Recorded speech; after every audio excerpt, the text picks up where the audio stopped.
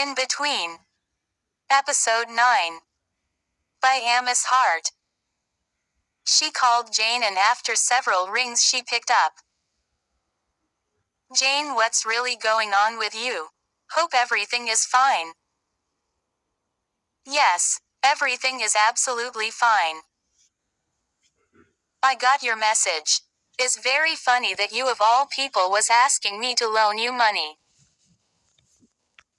Were you trying to mock or prank me? That was too much for a joke, Vero. It wasn't a joke, Jane. I needed your help but you never answered my call or replied my messages, and ever since a month or two you haven't come around. I was beginning to wonder if there was a problem or did I do something wrong. Veronica heard her sigh, and that was quite surprising. Maybe I will come over to your place. We can talk about whatever it is that may seem to be the problem. No, don't bother coming over. I will come around tomorrow. I have to go now. Bye. Jane quickly interrupted her before Veronica could say any other thing, after which she ended the call. Veronica tries to figure out what was wrong with Jane.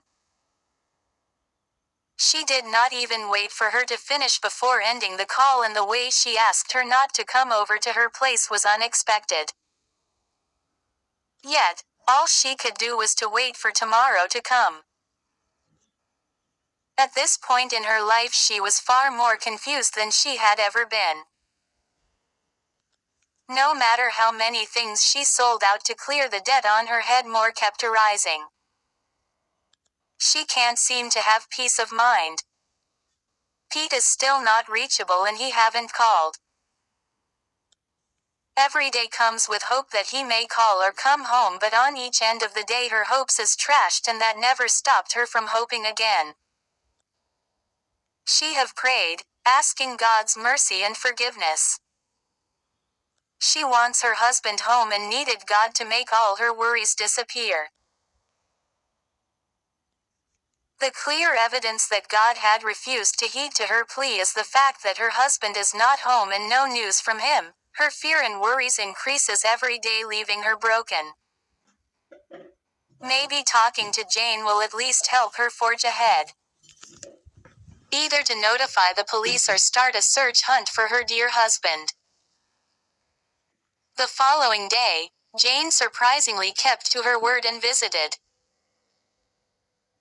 It was quite surprising the way you did not want me coming over to your place, but I'm happy that you're here now. I was beginning to think I did something wrong, or you just chose to.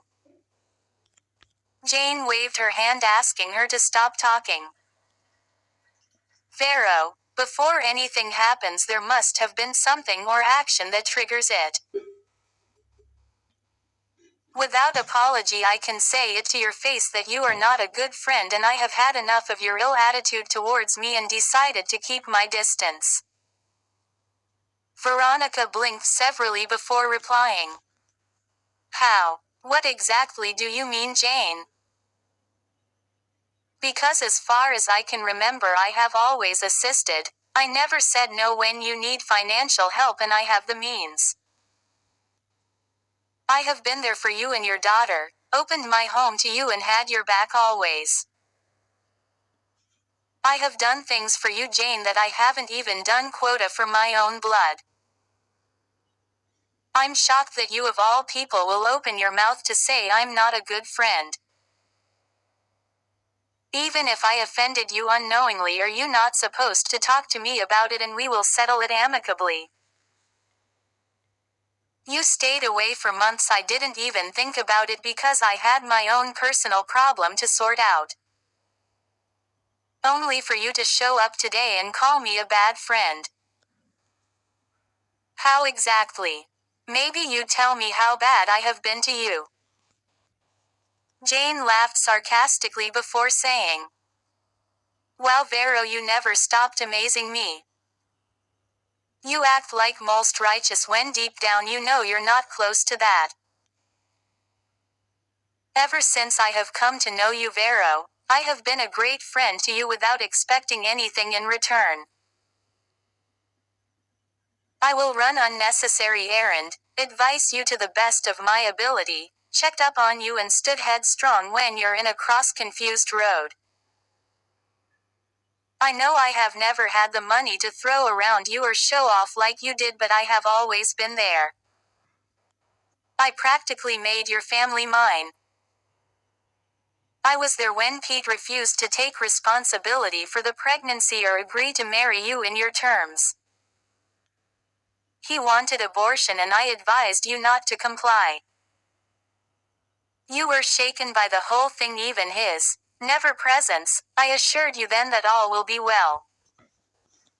When you ended things with Martin, the first was there. I have always wanted you to be happy.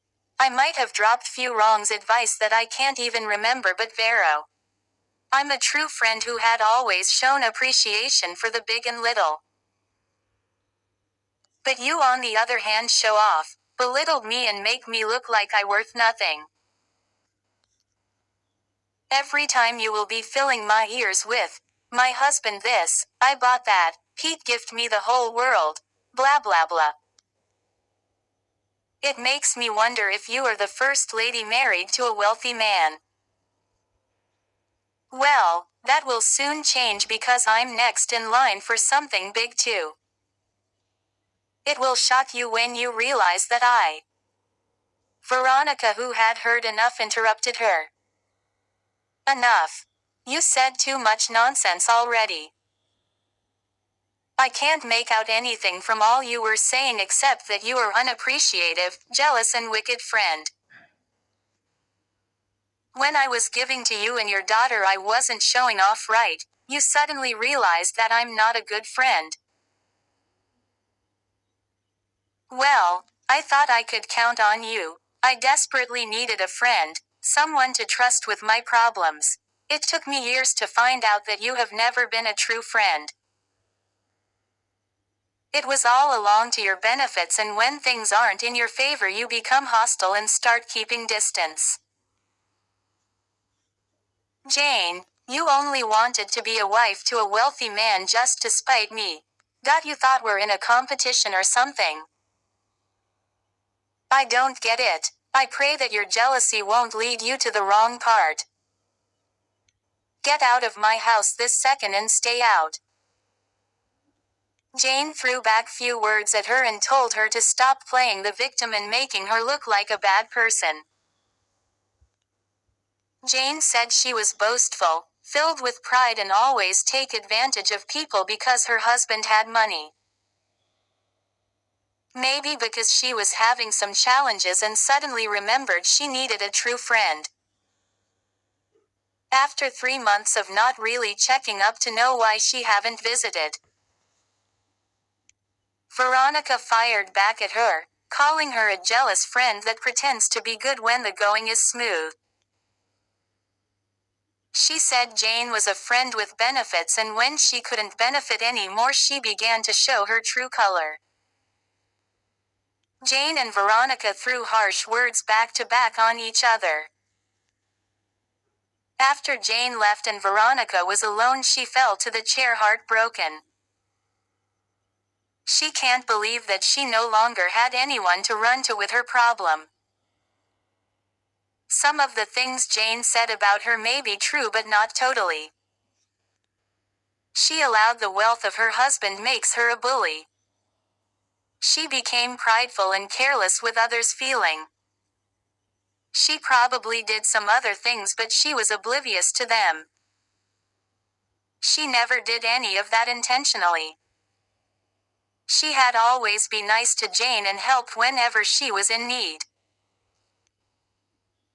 It saddens her that Jane will write off every of her good deed towards her and her daughter and remember only the bad one which happened unintentionally. No news from her husband's whereabout and she doesn't know where to start searching for him. Pete's parents are late, his only sister is in far away from her. She once requested for his sister's number just to check up and also introduced herself, but Pete felt is not necessary.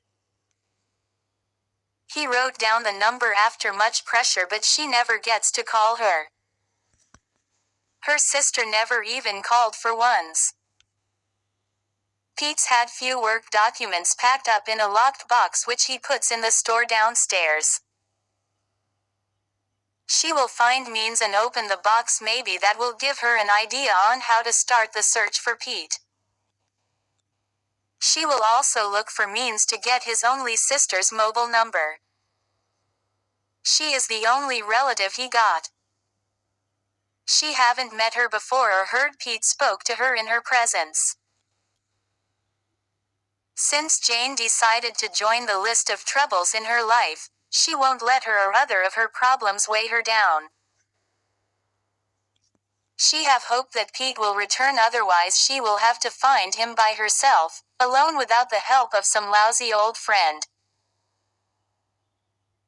She will have to start the search right away to bring her husband home wherever he may be, and also get to speak to her only sister-in-law for the first time.